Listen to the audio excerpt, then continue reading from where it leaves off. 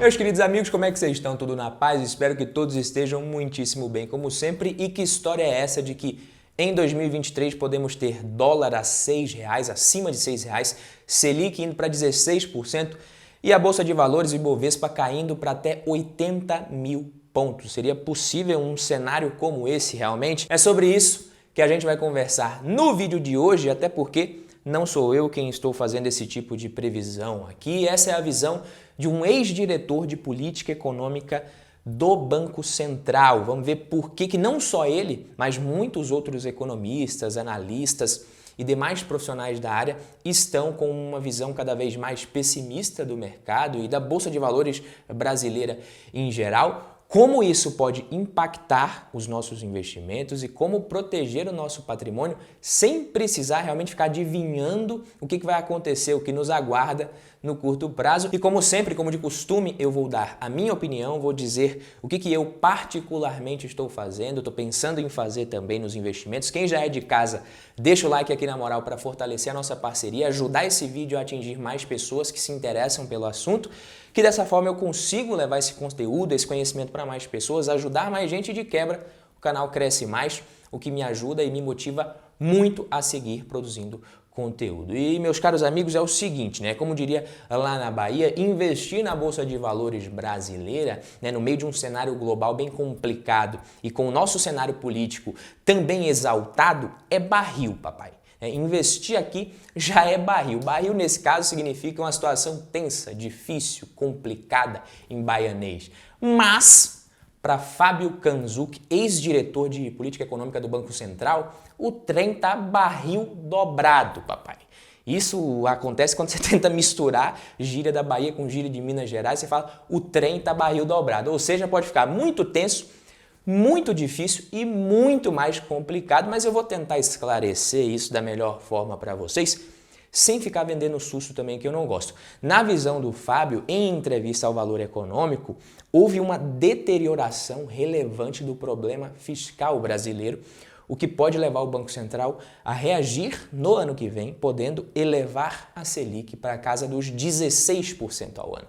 Para ele, com um impacto fiscal oriundo da PEC de transição, o governo ele não deve sequer conseguir construir uma narrativa capaz de sinalizar que a evolução da dívida vai entrar em uma trajetória sustentável. Mas o que isso significa e o que isso tem a ver com Bolsa de Valores, Badu? Me explica, traduz aí para nós. Relaxa, calma que você vai entender tudo que está em jogo, o que cada coisa impacta em cada coisa também, como os diversos tipos de investimentos são afetados de formas diferentes, etc. Vou explicar tudo, mas segundo ele, abrindo aspas aqui, a gente acha que é para vender, não para comprar, o ambiente vai ficar pior, é câmbio acima de R$6, Selic indo para 16%, Bolsa caindo muito, talvez indo para 80 mil pontos, é um mundo bem diferente. E aqui fica bem claro a visão pessimista e a preocupação do nosso ex-diretor do Banco Central.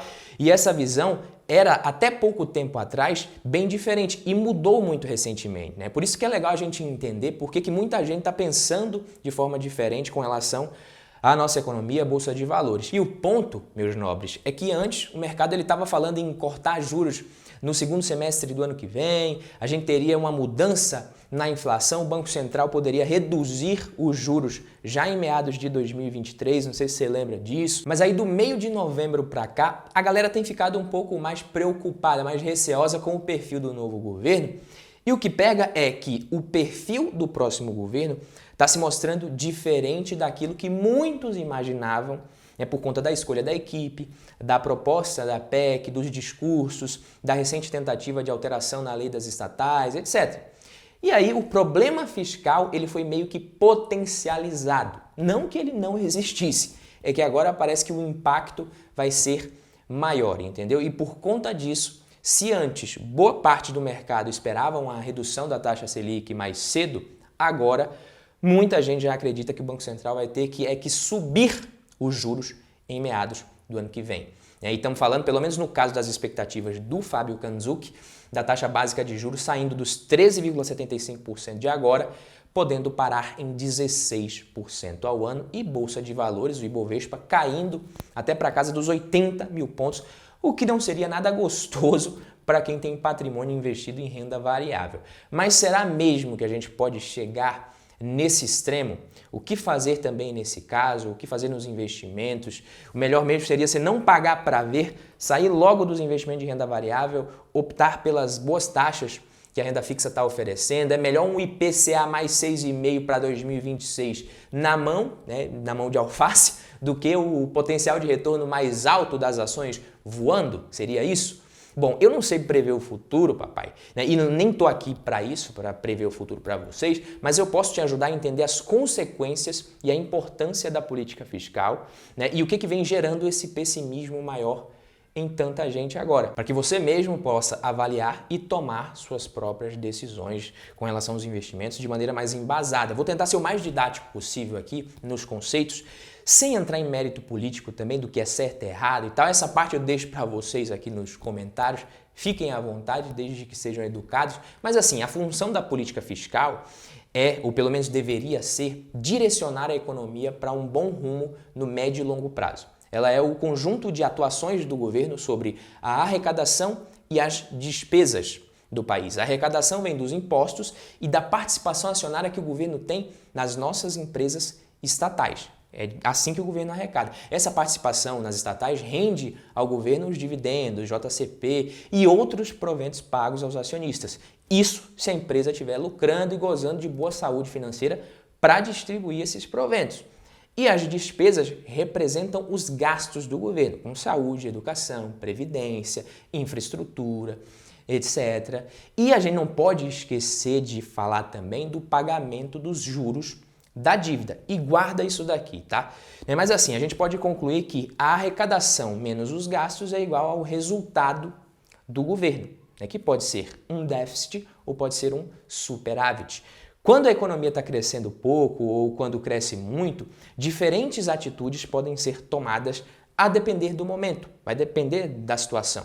Então, um exemplo aqui para ficar mais fácil para você. Quando a gente tem uma recessão, por exemplo, é necessário um aperto na política fiscal e isso se dá geralmente através de corte de gastos e de busca por novas fontes de receita. Para melhorar a situação econômica do país, isso é necessário.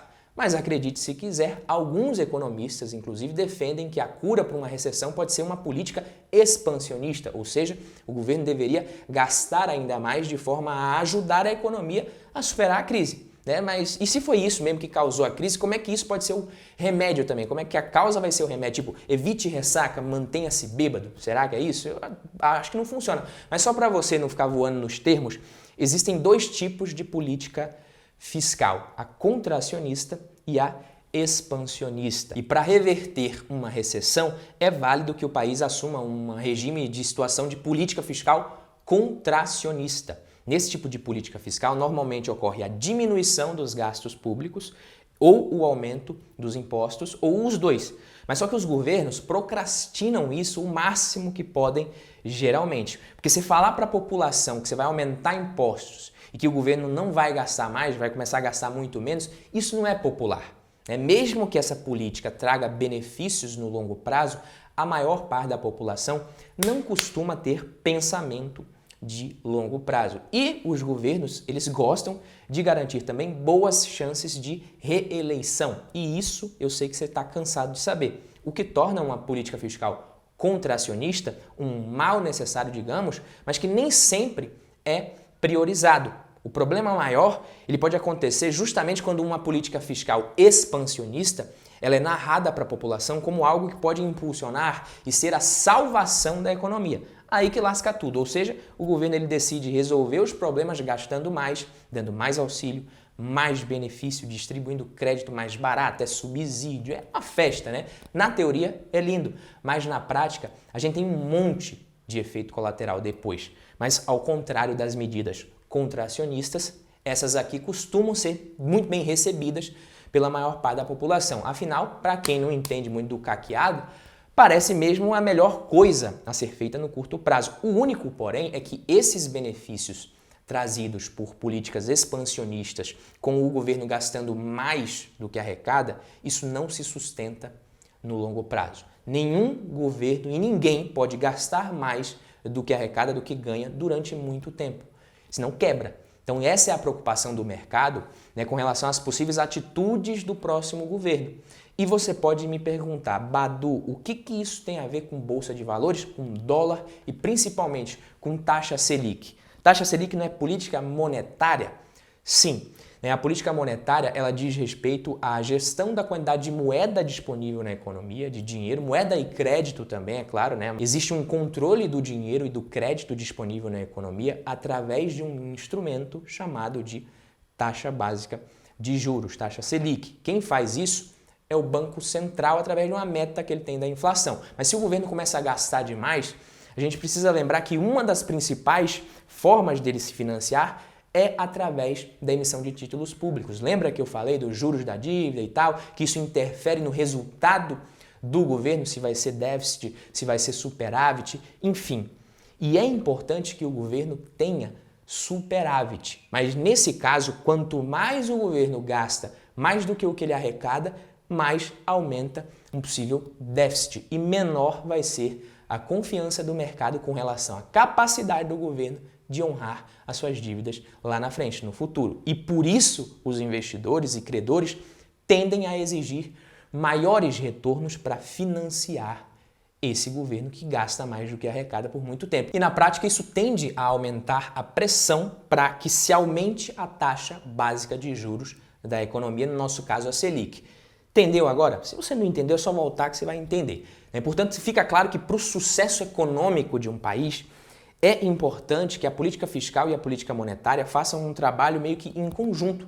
Hoje o Banco Central é independente, mas caso esse descontrole fiscal seja muito alto, a Selic vai precisar subir. Não tem jeito, tanto que a gente teve declarações recentes do presidente do Banco Central afirmando que é necessário haver convergência entre política monetária praticada pela instituição e a política fiscal do governo. Precisa haver convergência. E se essa convergência não acontecer nos próximos anos de governo, o executivo do Banco Central ele afirma que ele vai reagir e que pode voltar a elevar a taxa básica de juros. E se você investe, também não é novidade para você que isso impacta na remuneração dos títulos de renda fixa, dos ativos de renda fixa e na precificação dos ativos de renda variável, ações, fundos imobiliários. Na verdade, o preço de ativos de renda variável, como ações, fundos imobiliários, enfim, isso depende muito do ativo livre de risco, livre entre aspas, pelo menos, né?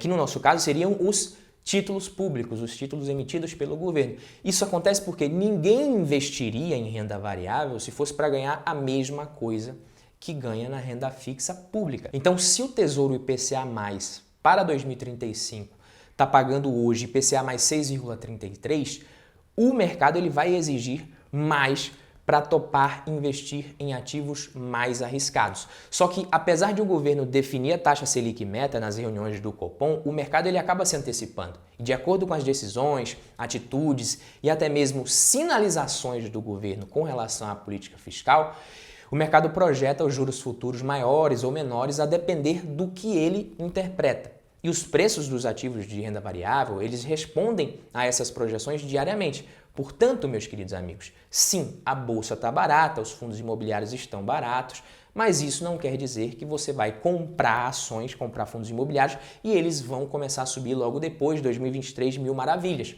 Tudo pode continuar mais barato por mais tempo. Se em 2023 a gente tiver a Selic permanecendo bem alta, ou pior ainda, caso ela suba ainda mais, é bem possível que os ativos de renda variável sigam pressionados, mas vale lembrar que, no geral, a gente está falando de pressão nos preços e não nos fundamentos de longo prazo de boas empresas, de bons fundos imobiliários, que são coisas diferentes, preço e fundamento. Eu, particularmente, não acho que a Bolsa vai cair tanto e nem que a Selic deva chegar em 16%.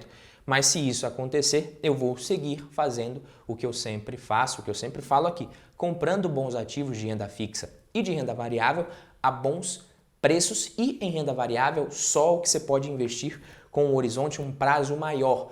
Lembrando que para o investidor paciente, disciplinado e que mantém ali, respeita o seu perfil e alocação, quando a taxa de juros começar a dar sinais de queda, as cotações dos ativos de renda variável devem começar a responder positivamente mais rápido. É o que eu sempre falo para vocês aqui no canal. Quando o assunto é economia e investimentos, nós nunca conseguiremos prever exatamente o futuro no curto prazo, principalmente. Mas ninguém precisa disso para investir bem, desde que tenha uma boa estratégia e disciplina para executá-la, beleza? Fico por aqui, vejo vocês no próximo vídeo. Quem gostou, deixa o like, se inscreve e a gente se vê. Tamo junto. Valeu, papai!